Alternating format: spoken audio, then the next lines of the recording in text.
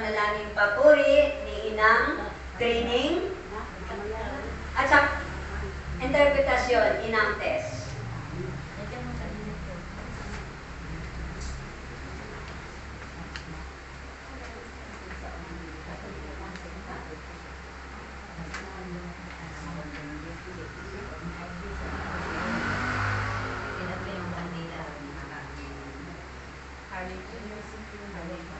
Sumainyo ang kapayapaan at kayo ay magbakagulay ng mga ngiti. Iyan ang laging kagulitin ng inyong ama sa inyong lahat. Ako si Yahweh, ang Diyos na makapangyarihan sa lahat. Ako si Yahweh. Ako si Yahweh, ako si Yahweh, na ang tinutunguhan ninyo sa tahanan nito ay ako. Ako ang dapat ninyong tignan. Ako ang Diyos. Ako si Yahweh, na dapat tanggapin ng lahat.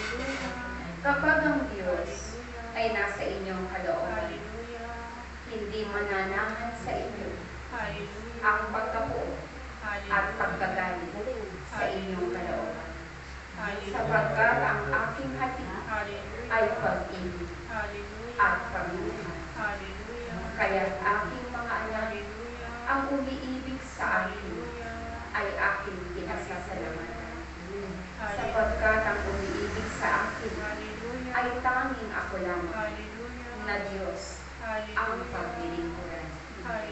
Kayong lahat na narito, hindi nyo batid na magaganap sa inyong buhay ang mga bagay na ito. Ngunit ako si Yahweh, ang siyang nakakaalam ng lahat ng bagay. Ito ay aking ipinahula sa kawalan ko. Ito ay naaayon sa aking kalooban. Kaya't napakapalad ng isang tao na patuloy na nauunawaan ang aking mga katuruan. Kayo'y pinagbigkis ko ng aking kapangyarihan. Ang aking malabay na Panginoon ay siyang luluto sa komunidad nito. Ako ang pumili sa inyong lahat. At walang sino man sa inyo ang pumili sa bawat isa sa inyong lahat. Hindi batid ng bawat isa na kayo ay aking pipili. Hindi nyo batid na nasa sinapupunan pa lamang kayo ng inyong mga magulang. Kayo na pala ay aking pinili.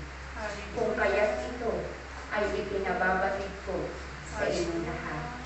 Pinili ko kayo, binigyan at biniyayaan ng buhay upang akong si Yahweh ay paglingkuran, upang ang aking kalooban ay inyong sundin.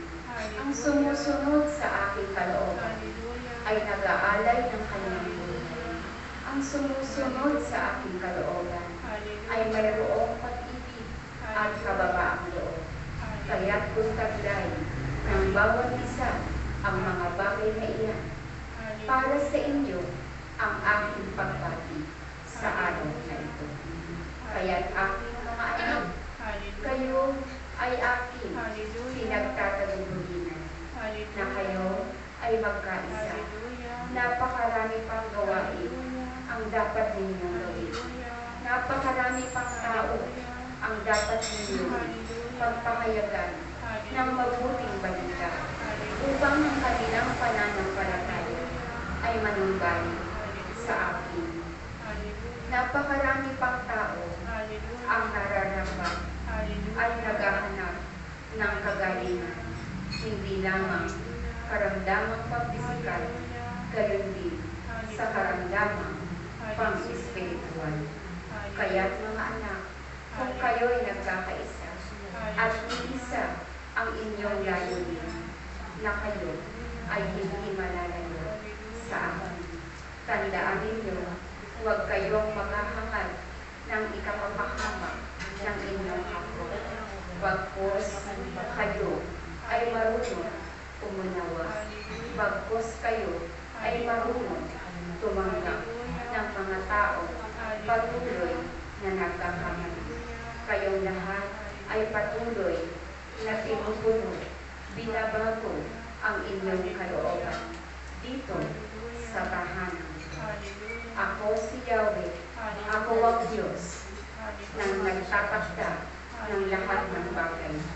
Ako ang pumili at humira sa inyong lahat. Kayo ay hindi hinira ng kung sino tao lamang. Bagkus ako ang pumili, namili at humira sa inyong lahat. Kaya kung nauunawaan ninyo ang mga bagay na ito, kayo ay tunay na aking mga tagasunod at tunay na lingkod. Kayo ay aking pinasasalamatan sapagkat kayo'y nananatiling matatag at matibay. Kayo'y narito sapagkat nais ninyong makipag-isa at makipagtipan sa Diyos. At kung nais ninyong makipag-isa sa aking gawain, naway maging malinis ang inyong kalooban. Maraming salamat